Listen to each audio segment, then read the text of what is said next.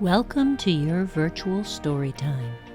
Join me today as we read about Chester, the brave golden retriever puppy.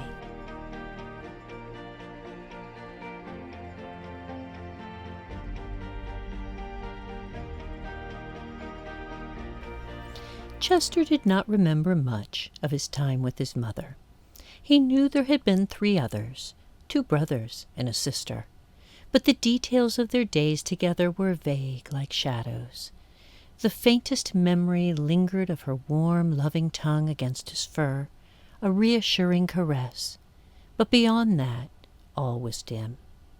Perhaps it was because he had only been 5 weeks old when the dark man took him away. That moment, however, remained a vivid memory in his mind. It had been a rainy evening. Chester and his family had spent the day romping through the fields and had ended the day nestled close to one another in the golden hay of the barn. The storm had come suddenly, drumming against the barn roof, and with it came the dark man. Chester remembered how rivets of water ran down his black oily raincoat under the weak light of the barn. The dark man stepped inside, a menacing presence in the doorway, rain pooling down at his boots. His face was carved with hard lines, and his expression was missing kindness. Chester's owner was a kind but weary man, and stood beside him, his shoulders hunched as though bracing against more than just the storm raging outside. "That one," the dark man said, his voice coarse as sandpaper. His dirty finger jabbed toward Chester, who crouched lower in the hay, instinctively pressing against his mother's side. The owner hesitated, shaking his head. He's still too young," he murmured with concern. The dark man's reply came back swiftly. "You have no choice. Besides, younger's better for my type of retraining." There was a heavy threat to his tone, and no room for arguing. The owner sighed. The sound was hollow and defeated. Even Chester could sense the sound of sad despair. When the owner bent down to scoop him up, Chester whimpered, twisting to stay close to his mother. She growled softly, her protective instincts ignited, but the owner stroked her head with trembling hands. "Hush now," he said, though his voice cracked.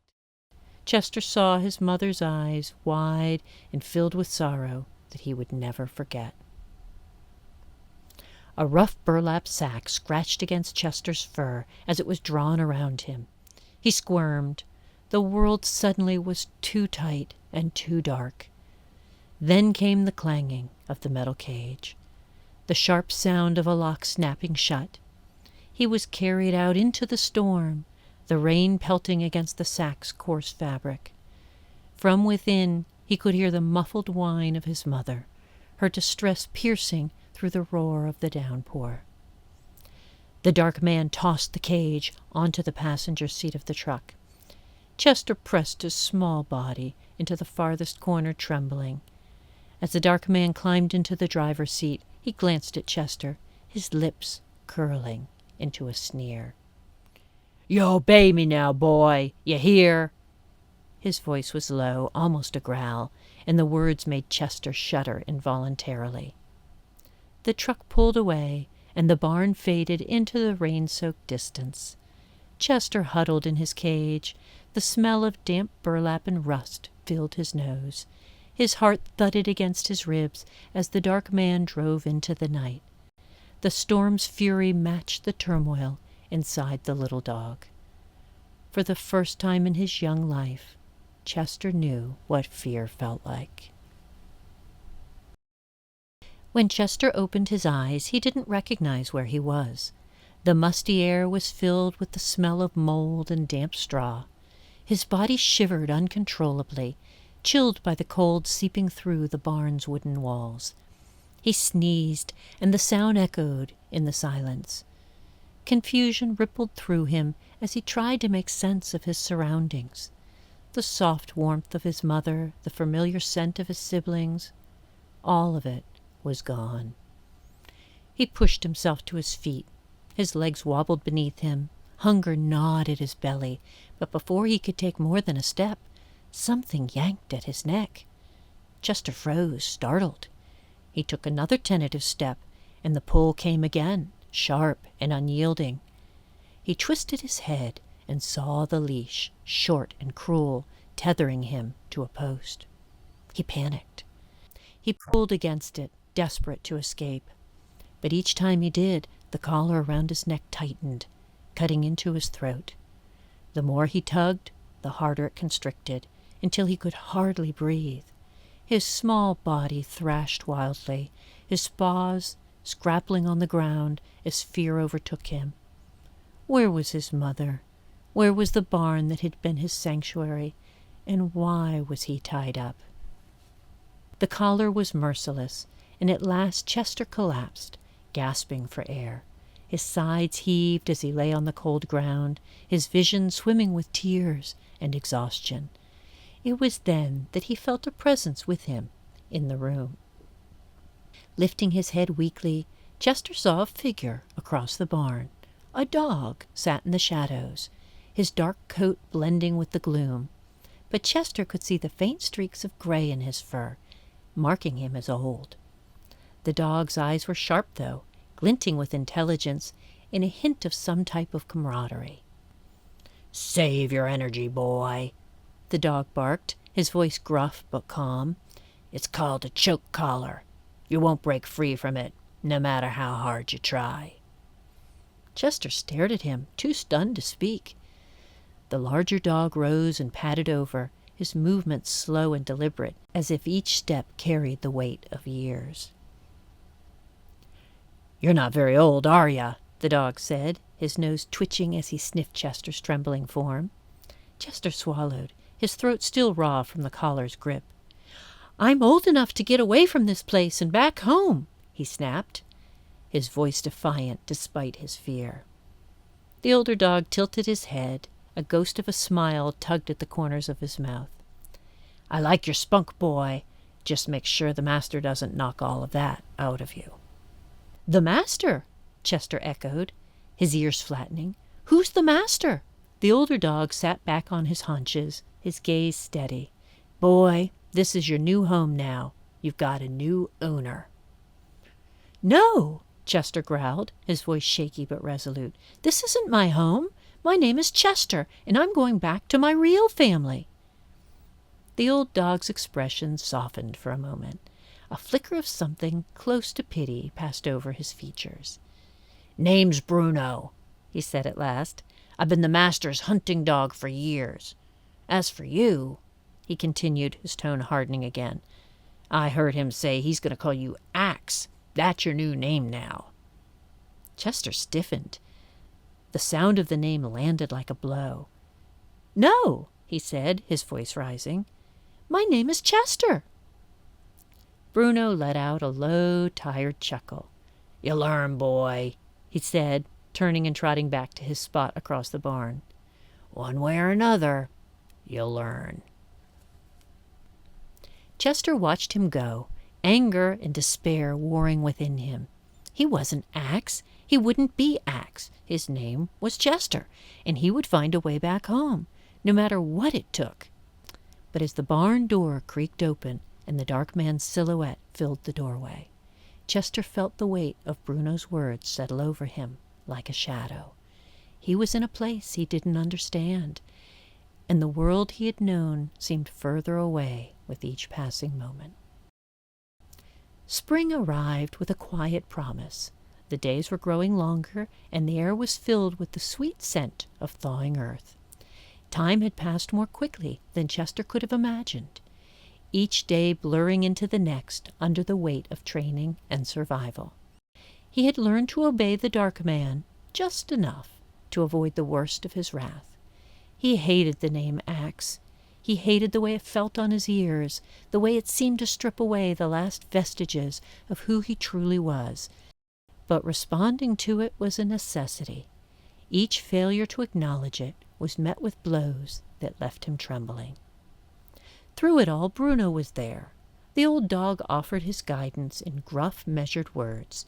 explaining the commands and the strange games that the dark man insisted they play. Come and fetch weren't so bad. They were straightforward and easy for Chester to understand. He excelled at these tasks, his natural agility and intelligence earning him rare moments of approval. The dark man often showed him off to others, puffing out his chest with pride. "This one's going to be a big one," he would boast, "just right for the job." Those words always lingered ominously in the air, and when Chester pressed Bruno about what this job might be, the old dog would turn his gaze away, uncomfortable, and change the subject. While Bruno offered a steady and guiding mentorship, Chester found an unlikely friend in Jinx, the wild barn cat. With her sleek fur and piercing yellow eyes, Jinx exuded an air of independence that fascinated Chester.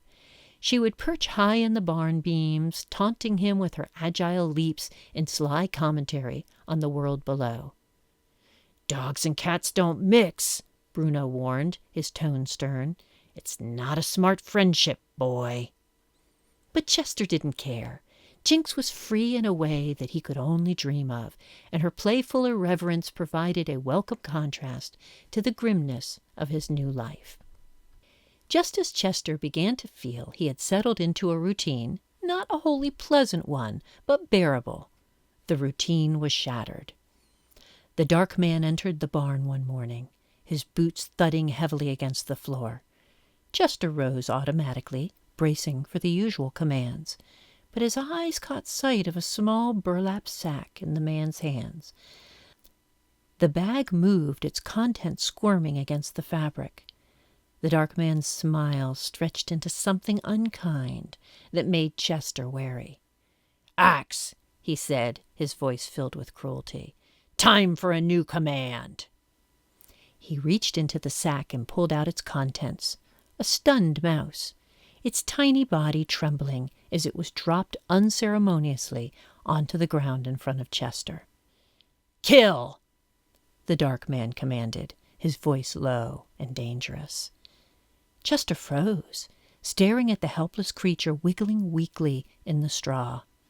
His chest tightened.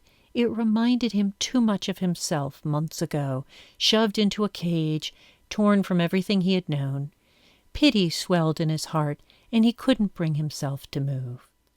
"Kill, Axe!" The dark man's voice rose, sharp and commanding. Chester's hesitation was met with the first strike, a boot to his ribs that sent him sprawling.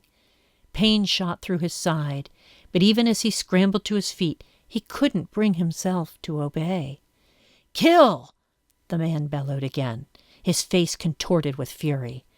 Chester's ears pinned back, and his body shook, not with fear this time, but with something else, an unbearable tension, a turmoil he could no longer contain. When the dark man raised his leg to deliver another kick, Chester snapped. In an instant, he turned and sank his teeth into the man's leg. The taste of rough denim and dirt filled his mouth, but Chester didn't let go. The barn seemed to freeze in that moment. A sharp intake of breath from Bruno cut into the silence. The dark man howled in rage, wrenching Chester away and raining blows down on him with fists and boots. Through the pain, Chester heard the faint rustle of straw as the mouse scurried away, vanishing into the shadows.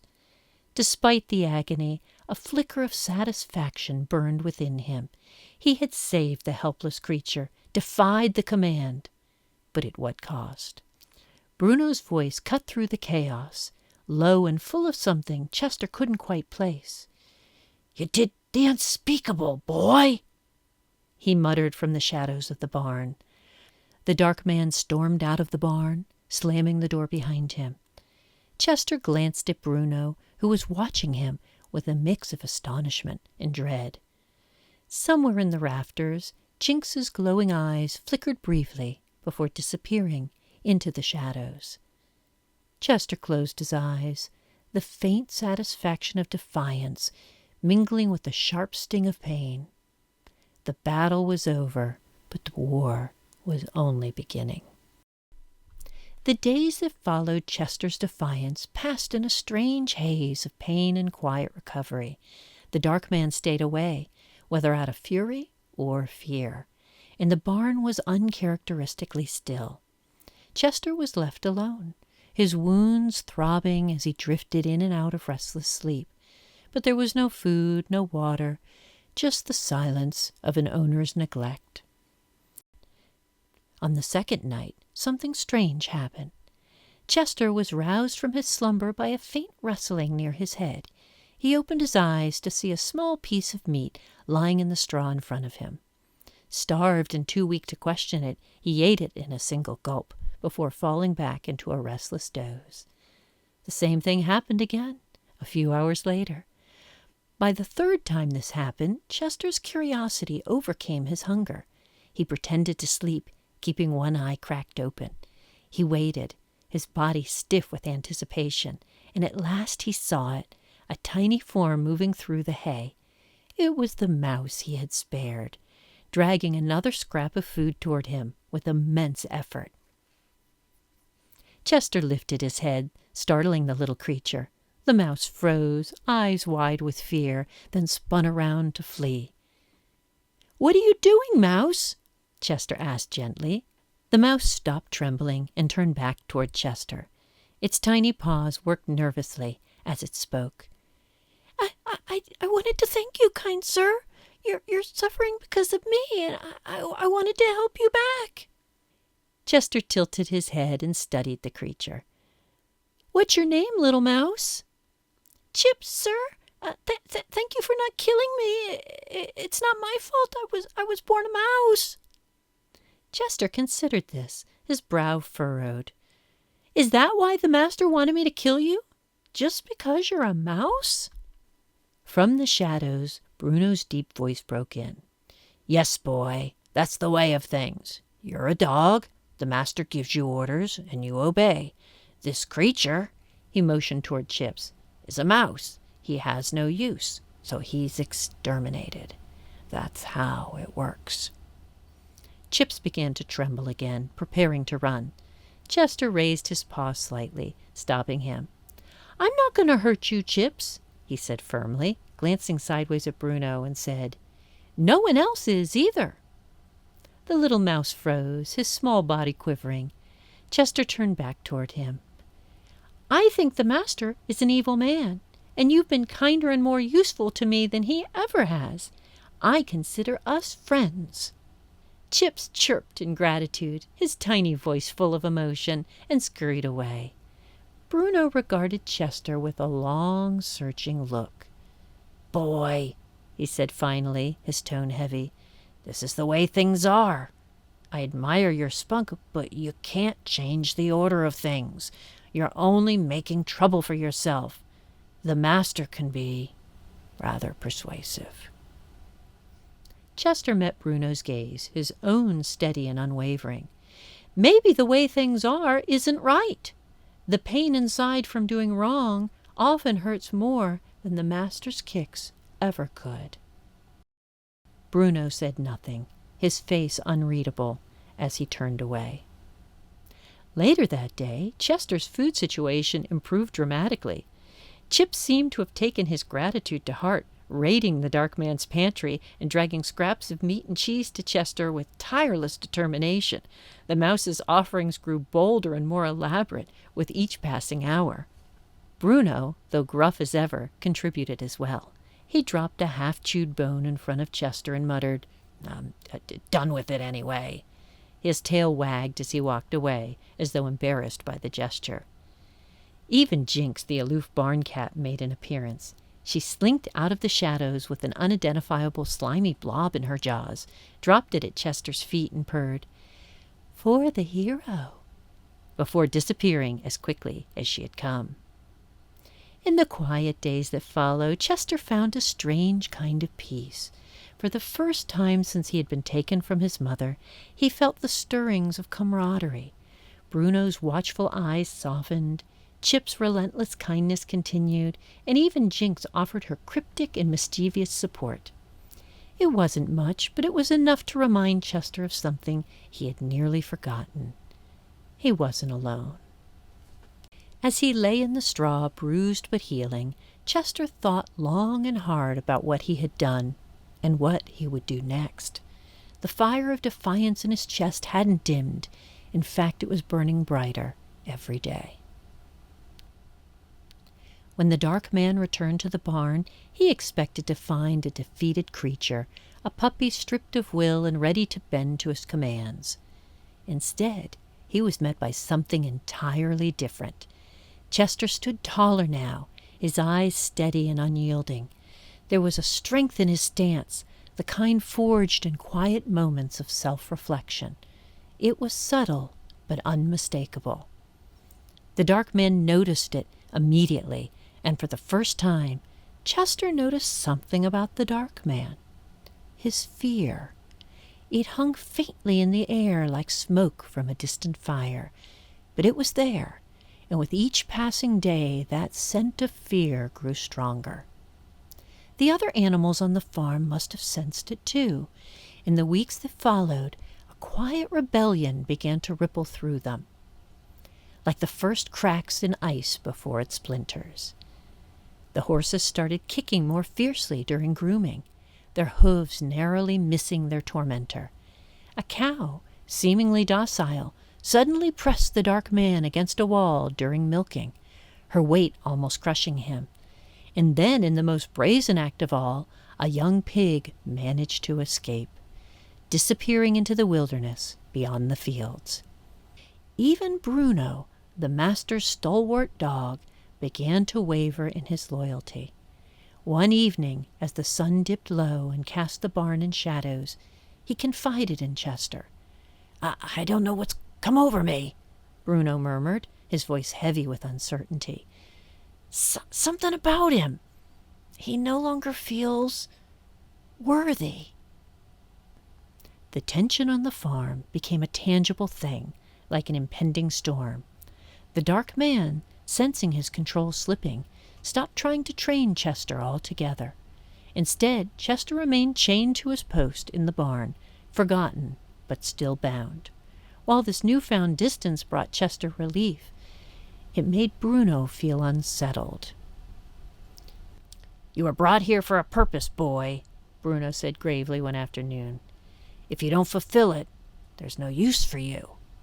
"I don't understand," Chester began, confusion and a hint of fear creeping into his voice. But before he could finish, Chips, the ever-watchful mouse, scurried into the barn, his tiny paws wringing anxiously. The master's going to get rid of you, Chester," Chip squeaked, his voice sharp with urgency. He says you're bad luck. All the trouble on the farm is your fault." Relief flickered across Chester's face. "That's good news, right? Does that mean I can go back home?" Chips hesitated, his small body trembling. "No," he whispered. I overheard him in the farmhouse. He's planning to take you to the fire pit behind the barn at dusk and shoot you." A heavy silence fell over the group as the weight of the words settled in. Chester's voice broke through the quiet in a sad whimper. "But why? Why can't I just go home where I belong?" Bruno shook his head, concern etched into his face. "It doesn't work that way, boy. You either serve the master or you're gone. That's the only life he allows." Chester's heart ached with the injustice of it all. Why must his existence be tied to servitude? Why couldn't he live simply for the joy of living? As these thoughts churned within him, a shadowy figure dropped gracefully from the rafters above. "You don't have much time, little dog," came the soft, knowing voice of Jinx the cat, her green eyes gleaming like the embers in a dim light. "The master always does his killing at dusk. You need to leave now." "Leave?" Bruno's bark was sharp and defensive. "Dogs don't leave. We stay. We obey. That's our way." Jinx rolled her eyes, her tail flicked dismissively. "No offense, big dog, but that philosophy hasn't done Chester much good, and frankly, I've grown quite fond of the little pup. I don't want to see him dead." She turned to Chester, her voice softening. "Let me teach you the way of a cat. We choose our homes and our masters. If one is cruel, we leave. If one is kind, we stay. Life is too short to waste on a loyalty that isn't deserved." "But that's not blind loyalty," Bruno protested, his deep voice trembling with conviction. "No," Jinx agreed, her tone sharp and unyielding. "It's survival, and Chester doesn't have 9 lives to gamble with." Chester felt torn, his heart pulled in 2 directions. He admired Bruno's steadfast code, but Jinx's logic ran true. As he sat frozen with indecision, he felt a sudden tugging at his collar. It was Chips, gnawing feverishly at the thick leather strap around his neck. Well, mice are loyal too," Chips declared between frantic bites, "and I won't let that horrible man kill my only friend. Save your debates for another time. Help me get him out of here." Jinx leapt to the collar, clawing it with precision, while Bruno, after a moment's hesitation, used his teeth to weaken the binding. Together the 3 animals worked tirelessly as the sun dipped lower in the sky. At last, with a final triumphant snap, the collar broke, and Chester was free. "Run!" Chip squealed. "The sun! It's almost gone!" Chester stumbled forward, his paws hesitant. "But where do I go? Do I hide on the farm?" "No," Bruno said firmly, his voice breaking with emotion. "You must leave. Go to the forest behind the farm, and keep running. With any luck, a good little dog like you will find a new and kinder master." Jinx brushed against Chester's side, purring softly. "If cats can do it, so can you."